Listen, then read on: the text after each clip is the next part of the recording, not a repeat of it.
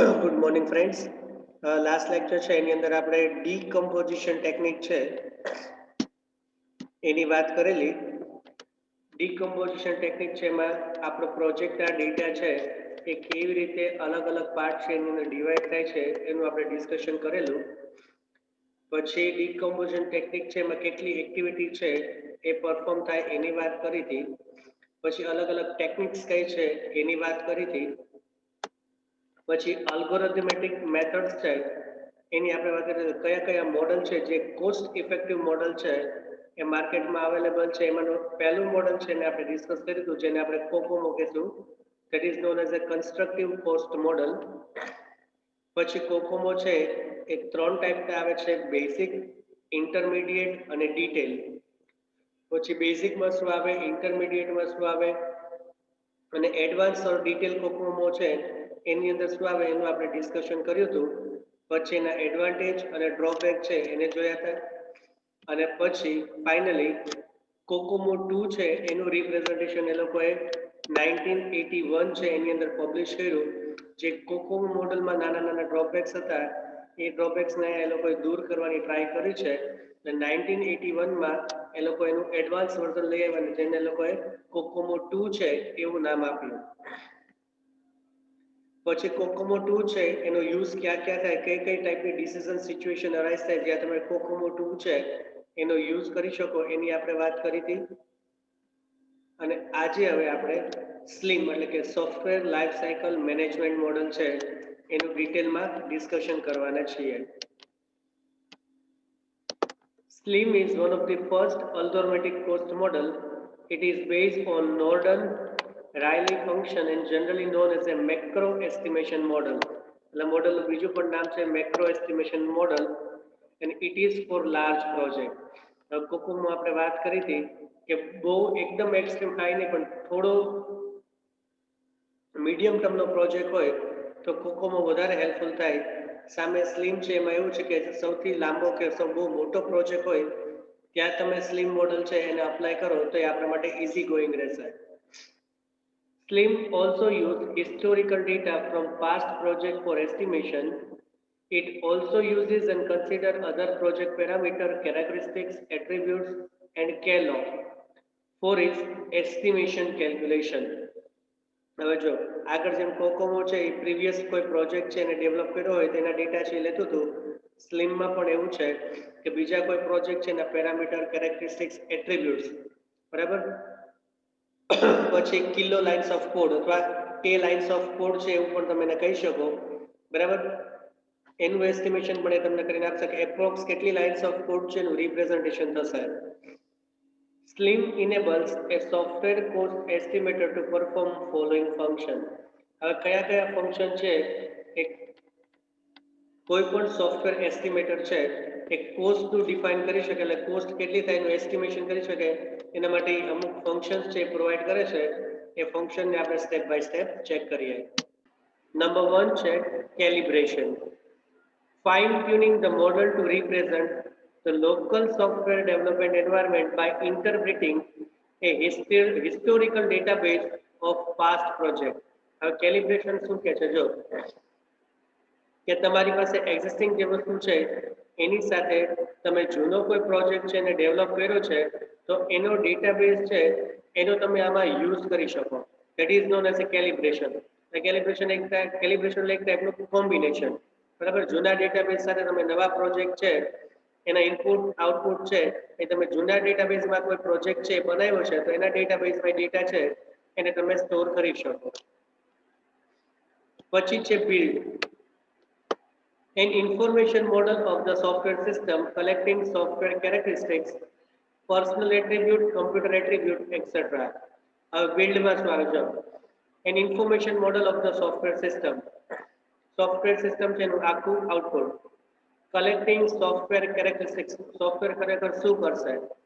Personal attributes, કયા કયા module કયા કયા ટાસ્ક પરફોર્મ કરશે. કમ્પ્યુટર એટ્રીબ્યુટ્સ, કયા કમ્પ્યુટરની અંદર કેટલા ટાસ્ક આપણે પરફોર્મ કરવાના છે. આવી બધી વસ્તુ છે એ બિલ્ડની અંદર આવશે. અને પછી છેલ્લે આવે છે software sizing. SLIM uses an automated version of lines of code costing technique. હવે સ્લીમ છે એની અંદર લાઇન્સ ઓફ કોડ છે એને આઈડેન્ટિફાઈ કરવાની એક ઓટોમેટિક ટેકનિક છે એ અવેલેબલ છે. એટલે સોફ્ટવેર સાઇઝિંગ 3 વસ્તુ છે એના ઉપર એ વધારે વર્ક કરે છે: કેલિબ્રેશન, બિલ્ડ અને સોફ્ટવેર સાઇઝિંગ. હવે સ્લીમ મોડલ છે એના એડવાન્ટેજ કયા છે એને આપણે ચેકઆઉટ કરી લઈએ. It provides a set of software development management tools that support entire project life cycle. એક આખું તમને એવું ટૂલ પ્રોવાઈડ કરે છે જે તમારા થ્રુઆઉટ આખા પ્રોજેક્ટ છે એની અંદર તમને હેલ્પફુલ થાય. Offers value added planning. It simplifies strategic decision making. Support what if analysis. સૌથી અગત્યનું, આમ થશે તો શું થશે, આમ નહીં થાય તો શું નહીં થાય. That is known as a what if analysis. અને છેલ્લું છે it allows report and graph generation. અલગ અલગ ટાઈપના રિપોર્ટ અને ગ્રાફ પણ તમારે પ્રિપેર કરવા હોય તો તમે અહીંથી પ્રિપેર કરી શકો. હવે ડિસએડવાન્ટેજ છે કયા છે એને આપણે ચેકઆઉટ કરી લઈએ. It works best on large project. આગળ આપણે આ વસ્તુની વાત કરી છે, બરાબર. નાના પ્રોજેક્ટમાં નહીં ચાલે, મોટા પ્રોજેક્ટ હશે તો જ ચાલશે. The software size needs to be estimated in advance in order to use this model. સોફ્ટવેરની સાઇઝ કેટલી થશે ને તમારે એડવાન્સમાં એસ્ટિમેટ કરવાની બહુ ટિપિકલ વસ્તુ છે. તમે ક્યારે આ વસ્તુનું એડવાન્સમાં એસ્ટિમેશન છે એ કરી ન શકો. Estimates are extremely sensitive to the technology factor. અને આ જે એસ્ટિમેશન તમે કરો છો એ ટેકનોલોજી ફેક્ટર સાથે મેચ થાય એવું ક્યારેય બનશે નહીં. મોસ્ટ પ્રોબેબલી મળે, કદાચ રેરલી એવું બને કે એ વસ્તુ મેચ થાય, પણ 99.99% એ ક્યારે વસ્તુ છે એ મેચ નહીં થાય. Model is also sensitive to size estimate. Again, એટલે સાઇઝનો મેજર ઇશ્યુ છે. એ એડવાન્સમાં પ્રિડિક્ટ કરે છે કે આમાં આટલી સાઇઝ છે એનું રિપ્રેઝન્ટેશન આવે, પણ એ પ્રિડિક્શન કરવું એ બહુ ટિપિકલ છે. Tool is considered to be fairly complex. જે ટૂલ્સ યુઝ કરવાના છે એ થોડા ટિપિકલ છે. It works for waterfall life cycle that does not cover up spiral model. બરાબર, વોટરફોલ લાઈફ સાયકલ છે એને સપોર્ટ કરે છે, પણ સ્પાઇરલ છે એનું કોમ્બિનેશન નથી, એટલે એ પણ એનો મોટો ડ્રોબેક છે.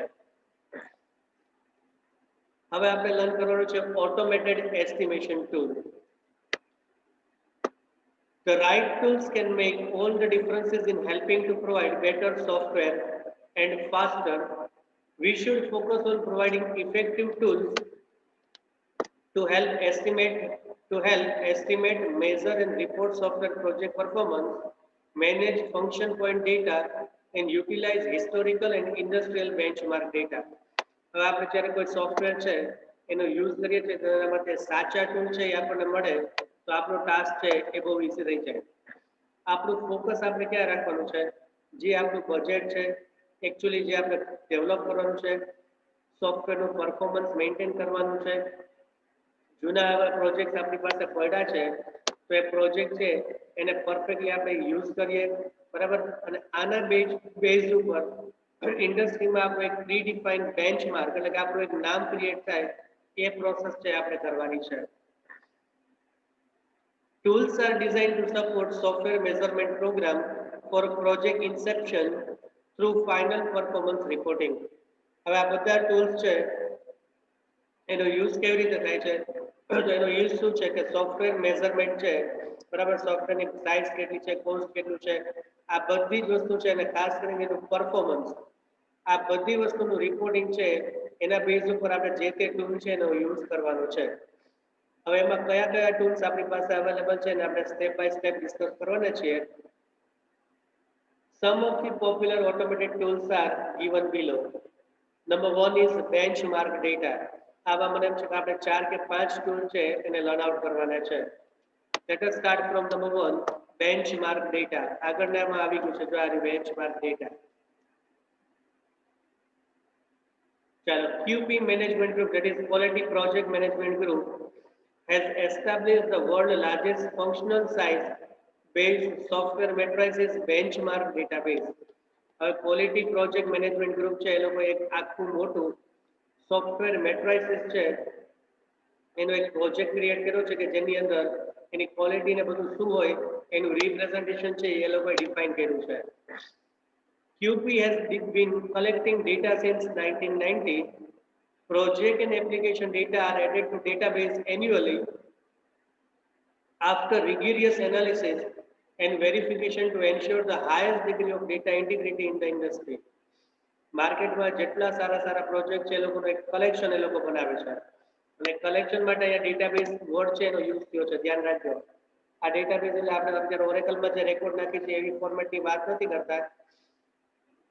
એ લોકો સારા સારા જેટલા પ્રોજેક્ટ્સ ક્રિએટ કર્યા છે એનો આખો થ્રુ આઉટ ડેટાબેઝ છે એ જનરેટ કરે છે, જેનાથી ફ્યુચરમાં પણ એ લોકો એ વસ્તુ છે એને મેન્ટેન કરી શકે અને વિથ ઇન્ટિગ્રેશન ક્યાંય ડુપ્લિકેશન છે એનું રિપ્રેઝન્ટેશન ન થાય એના માટે એ લોકો આ વસ્તુ છે એને પરફોર્મ કરીને આપે છે.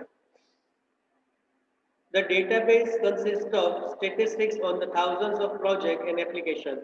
આ ડેટાબેઝ છે એની અંદર શું હોય, આખું સ્ટેટિસ્ટિક્સ એ લોકો પ્રિપેર કર્યું છે, થાઉઝન્ડ્સ ઓફ પ્રોજેક્ટ અને એપ્લિકેશન છે એનું આખું ડેટાબેઝ પ્રિપેર કર્યું છે. કોઈ પણ વ્યક્તિ છે એ જ્યારે રિસર્ચ વર્ક કરતું હોય તો પાસ્ટમાં રિસર્ચ વર્કમાં કેટલો ટાસ્ક થયો છે ને એના એ ડેટા કલેક્ટ કરે, બરાબર. એનું સ્ટેટિસ્ટિક્સ કાઢે કે આ વ્યક્તિએ આ બેઝ ઉપર આ કામ કર્યું છે ને આમ કામ કર્યું છે, હવે મારે આવી રીતે આ કામ કરવાનું છે. એટલે આગળ ફર્ધર તમે જે એક્ટિવિટી કરો છો એ પાસ્ટમાં કેટલી પરફોર્મ થઈ છે, કેવી રીતે પરફોર્મ થઈ છે એનું તમે જે એનાલિસિસ કરો છો ને that is known as a benchmarking of data.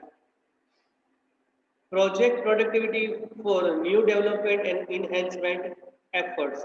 હવે આમાં મેજર વસ્તુ શું આવે છે, જો કે નવા જે પ્રોજેક્ટ ડેવલપ થાય ને એમાં કંઈક નવી પ્રોડક્ટિવિટી હોવી જોઈએ, નવું કંઈક જનરેશન છે એ થવું જોઈએ, બરાબર, જેનાથી કરીને એની પાછળના એફર્ટ્સ જે ડિફાઇન થયા છે એ પરફેક્ટલી થાય.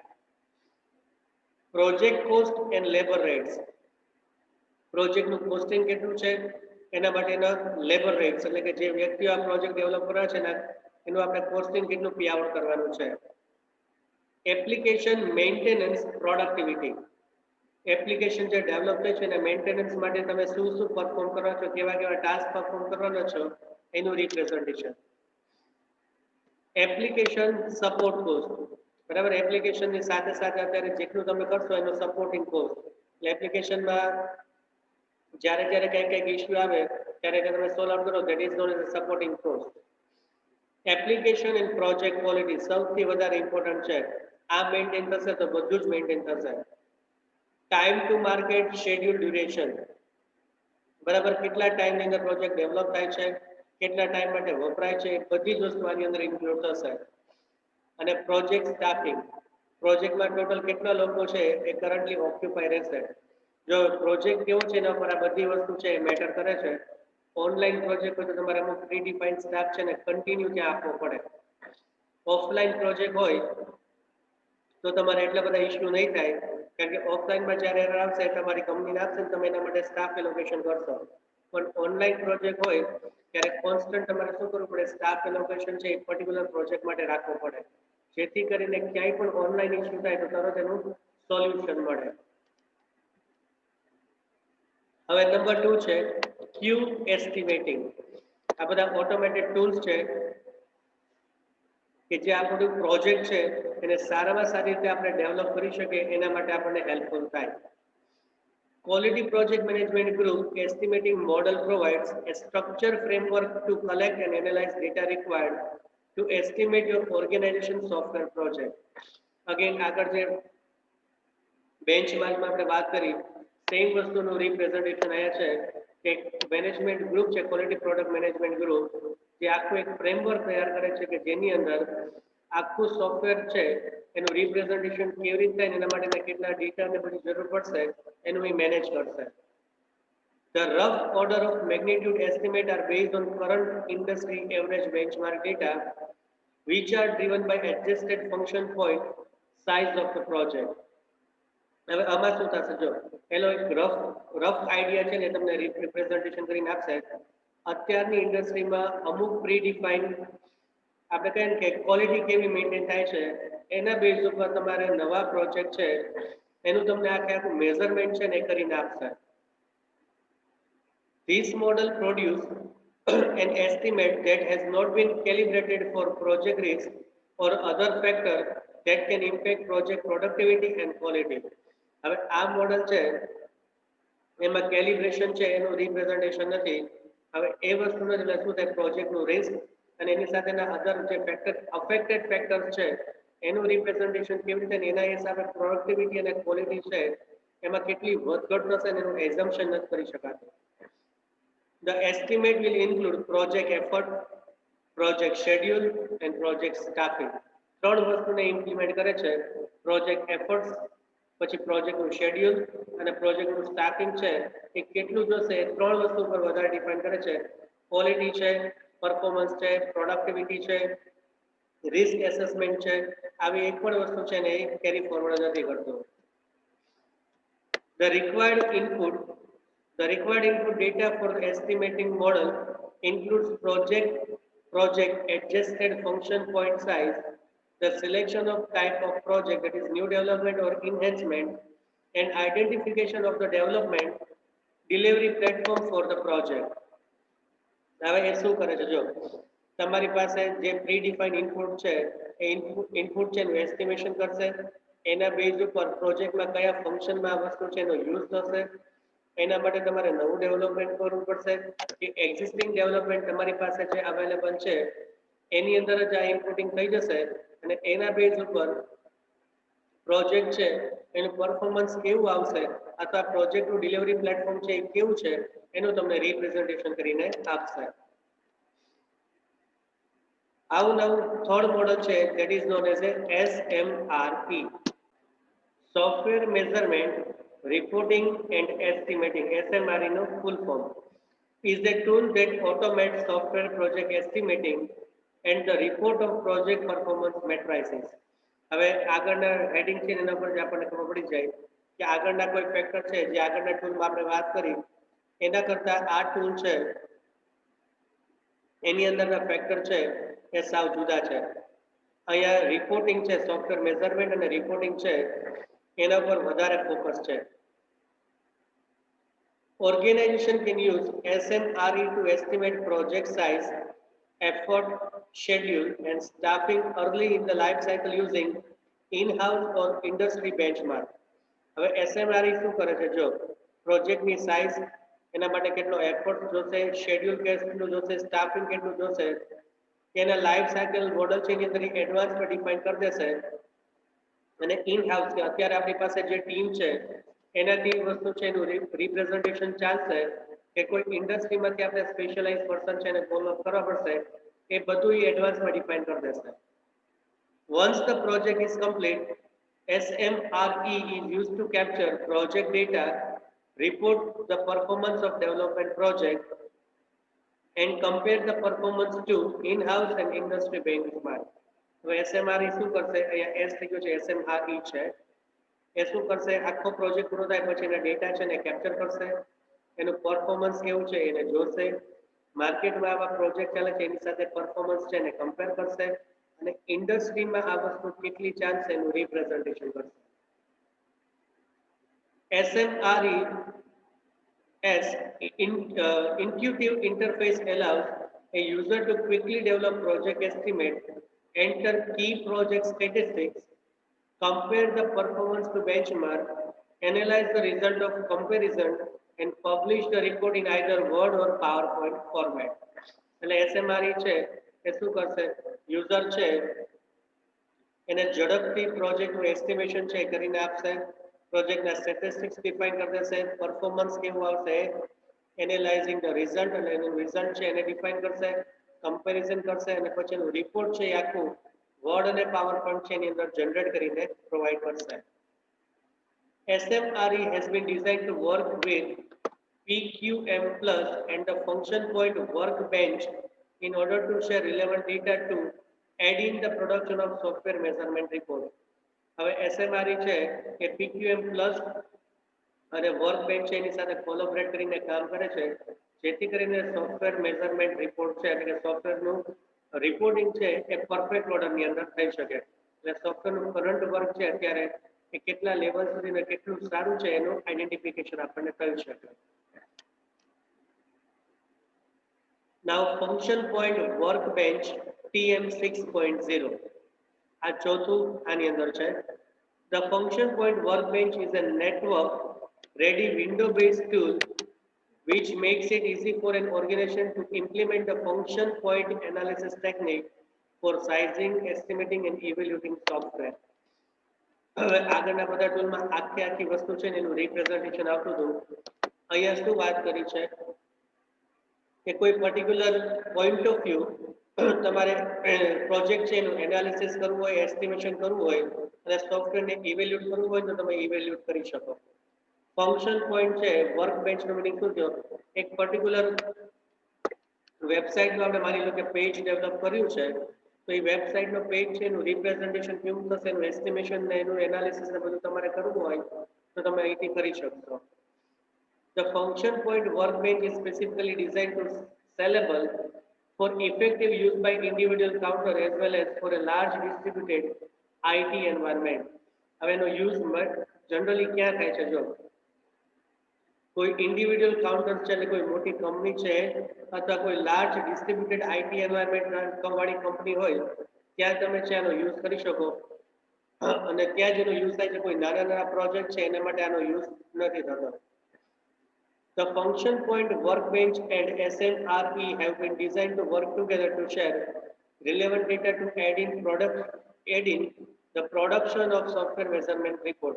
આ જ વસ્તુ આપણે લાસ્ટમાં પણ જોઈ હતી કે ફંક્શન પોઈન્ટ વર્ક બેન્ચમાર્ક અને SMRE છે ને તમારે કોમ્બિનેશન કરીને યુઝ કરવાનો જેથી કરીને એ લોકો ડેટા છે ને શેર કરી શકે અને એના બેઝ ઉપર સોફ્ટવેર મેઝરમેન્ટ રિપોર્ટ છે એને પ્રિપેર કરી શકે.